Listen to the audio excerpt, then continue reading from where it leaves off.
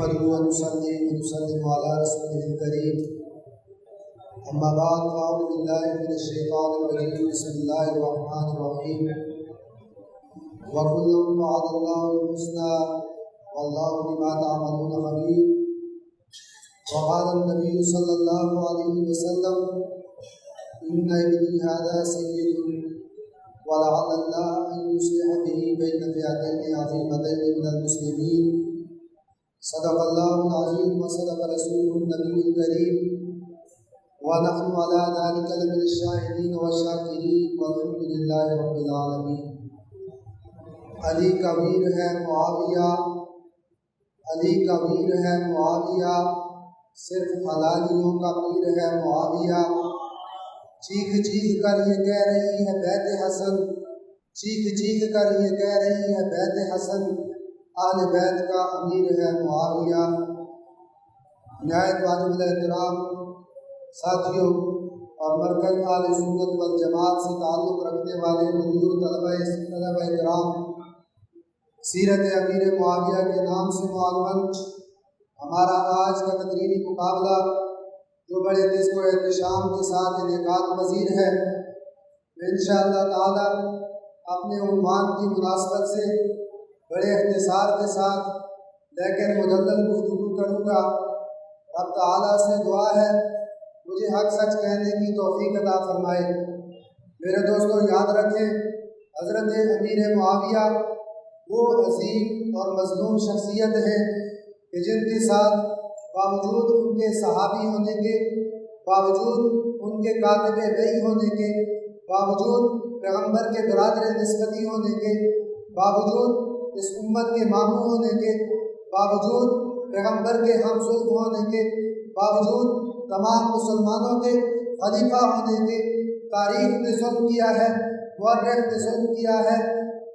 فقیہ نے ظلم کیا ہے، ڈاکٹر نے ظلم کیا ہے، پروفیسر نے ظلم کیا ہے، انجینئر نے ظلم کیا ہے۔ اہل بیت کی جھوٹی محبت کی آڑ میں ان سب نے حضرت امیر معاویہ پہ تبرہ کیا ہے۔ کوئی کہتا ہے حضرت امیر معاویہ تو باغی تھا، کوئی کہتا ہے جی ظالم تھا، کوئی کہتا ہے اہل بیت کا دشمن تھا، کوئی کہتا ہے جی حضرت علی کا دشمن تھا، کوئی کہتا ہے کہ کوفہ کے منبر پہ حضرت علی کو گالیاں دلوایا کرتا تھا، کوئی کہتا ہے جی حضور نے حضرت معاویہ کو بددعائیں دی ہیں، کوئی کہتا ہے جی حضرت فاروق اعظم نے حضرت معاویہ کو کسرا وقت کہا ہے۔ میں کہتا ہوں تو نے اصحاب پیغمبر کی تیرے دل کے اندر محبت نہیں تھی، اس لیے تو نے حضرت امیر معاویہ پہ تبرہ کیا ہے۔ خدا کی قسم وقت نہیں ہے، مگر میں تیرے ایک ایک اعتراض کی دھجیاں میں گھیر کے رکھ دیتا، میں ایک اعتراض کا جواب بطور نمونے کے دے دیتا ہوں۔ کہتا ہے حضرت امیر معاویہ باغی تھے، میں نے کہا دلیل کیا ہے؟ کہتا ہے دلیل صحیح بخاری کی حدیث ہے، امام بخاری نے حدیث لائی ہے، حضور نے حضرت عمار سے فرمایا بھئی عمار تقتلہ الفئۃ الباغیہ، کہ افسوس عمار کو باغی گروہ شہید کرے گا، اور یہ حضرت عمار جنگ صفین کے اندر حضرت علی کے گروہ میں تھے، حضرت امیر معاویہ کے گروہ سے شہید ہو گئے۔ پتہ چلا حضرت امیر معاویہ باغی تھے۔ میں کہتا ہوں نہیں حضرت امیر معاویہ باغی نہیں تھے بلکہ مجتہد تھے، انہوں نے اجتہاد کیا، اگرچہ ان سے اجتہاد میں خطا ہوئی ہے لیکن پھر بھی ان کو ایک ثواب ملا ہے۔ یہ بات میں اپنی طرف سے نہیں کہتا، ابن حجر اسقلانی کی الاصابہ اٹھا کے دیکھیے، ابن حجر اسقلانی فرماتے ہیں حضرت علی حضرت معاویہ دونوں مجتہد تھے، دونوں کے اندر خواہش پرستی نہیں تھی، دونوں رب کی رضا کے متلاشی تھے، اس لیے حضرت معاویہ سے اگرچہ اجتہاد میں خطا ہوئی ہے لیکن پھر بھی ان کو ایک ثواب ملا ہے۔ اسی بات کو مقام امیر معاویہ رسالے کے اندر ابن تیمیہ فرماتے ہیں کہ جب حضرت امیر معاویہ کا مجتہد ہونا ثابت ہو گیا تو ان کو باغی نہیں کہہ سکتے، اس لیے جو اجتہاد کرتا ہے اس کو ثواب ملتا ہے، اس لیے حضرت امیر معاویہ کو ثواب ملا ہے۔ میرے دوستو ابن حجر اسقلانی کہتے ہیں معاویہ کو ثواب ملا ہے، ابن تیمیہ کہتے ہیں معاویہ کو ثواب ملا ہے، اور ثواب اطاعت میں ملتا ہے، بغاوت میں نہیں ملتا۔ پھر بھی اگر کوئی کہے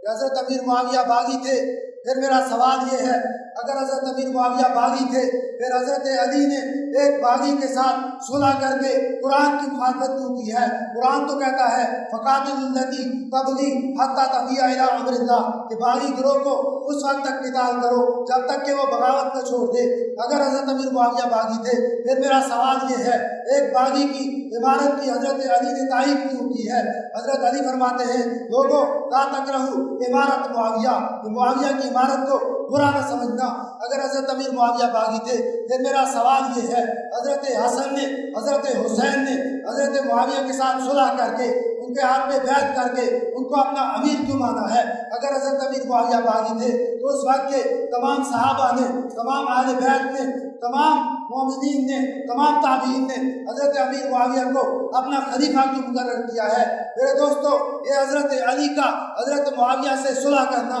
حضرت علی کا حضرت معاویہ کی عمارت کی تائید کرنا، حضرت حسن و حسین کا حضرت معاویہ کے ہاتھ پہ صلح کرنا، ان کی بیعت کرنا، ان کو خلیفہ ماننا، اس وقت کے تمام صحابہ کا، اہل بیت کا، تابعین کا حضرت امیر معاویہ کو اپنا خلیفہ مقرر کرنا، اس بات کی دلیل ہے حضرت امیر معاویہ باغی نے کی۔ میرے دوستوں میں نے پہلے کہا، میں اب بھی کہتا ہوں یہ جو حضرت امیر معاویہ پہ تبرہ کیا جاتا ہے اس کا مقصد اہل بیت کی محبت نہیں ہے، بلکہ یہ اس وجہ سے کیا جاتا ہے تاکہ باقی صحابہ پہ تبرے کے راستے کو ہموار کیا جا سکے۔ یہ بات میں اپنی طرف سے نہیں کہتا، البدایہ والنہایہ اٹھا کے دیکھیے، جلد نمبر 8 کے اندر ربیع بن نافع حلبی فرماتے ہیں معاویہ ستر لاصحاب محمد، معاویہ اصحاب پیغمبر کے آگے ایک پردے کا نام ہے، فمن اجترا علیہ اجترا علی ما برا، جو آج پردے پہ ہاتھ ڈالتا ہے اس کا مقصد پردہ نہیں ہوتا، وہ پردے کے پیچھے جانا چاہتا ہے۔ اسی بات کو اسی کتاب کی اسی جلد کے اندر امام احمد بن حنبل فرماتے ہیں جب ہم نے کسی کا صحابہ کے بارے میں عقیدہ جانچنا ہو، نظریہ دیکھنا ہو، ہم اس سے صرف اتنا پوچھتے ہیں ما تقول فی معاویہ، تیرا معاویہ کے بارے میں عقیدہ کیا ہے؟ اگر معاویہ کے بارے میں عقیدہ درست ہوگا باقی صحابہ کے بارے میں بھی عقیدہ درست ہوگا، اگر معاویہ کے بارے میں عقیدہ درست نہیں ہے باقی صحابہ کے بارے میں بھی عقیدہ درست نہیں۔ میرے دوستو امام احمد بن حنبل نے یہ فیصلہ فرما دیا، گویا بزبان حال یہ اعلان کر دیا، ہم بھی یہی اعلان کرتے ہیں کہ حضور نے فتح مکہ کے موقع پر یہ اعلان کیا تھا من دخل دار ابی سفیان فهو آمن، جو ابو سفیان کے گھر میں داخل ہو گیا وہ صاحب امان ہوگا۔ آج ہم کہتے ہیں من دخل دار ابی سفیان فهو مؤمن، جو ابو سفیان کے گھر کے بارے میں عقیدہ درست رکھے گا، نظریہ درست رکھے گا، وہ صاحب ایمان ہوگا، وگرنہ وہ مومن نہیں ہے صدیق۔ میرے دوستو وقت نہیں ہے، وگرنہ میں ہر اعتراض کا جواب دے دیتا، اس فریضے کو ادا کرتا، لیکن میں قربان جاؤں اپنے محسن اور مربی، اپنے شیخ متکلم اسلام، مناظر اسلام حضرت مولانا محمد الیاس نعمان دامت برکاتہم پہ، کہ جنہوں نے اس فریضے کو حق ادا کر دیا، ادا نہیں کیا بلکہ اس کا حق ادا کر دیا۔ یہ کتاب لکھ کر حضرت امیر معاویہ کے دشمنوں پہ ساری عمر کے لیے تا قیامت یہ حجت قائم کر دی ہے۔ اس کتاب کو مطالعہ کریں، انشاءاللہ تعالی حضرت امیر معاویہ کے بارے میں کوئی بھی خلجان آپ کے دل میں پیدا نہیں ہوگا، انشاءاللہ آپ کی نسلوں کی ہدایت کا سامان بنے گا۔ وآخر دعوانا الحمدللہ۔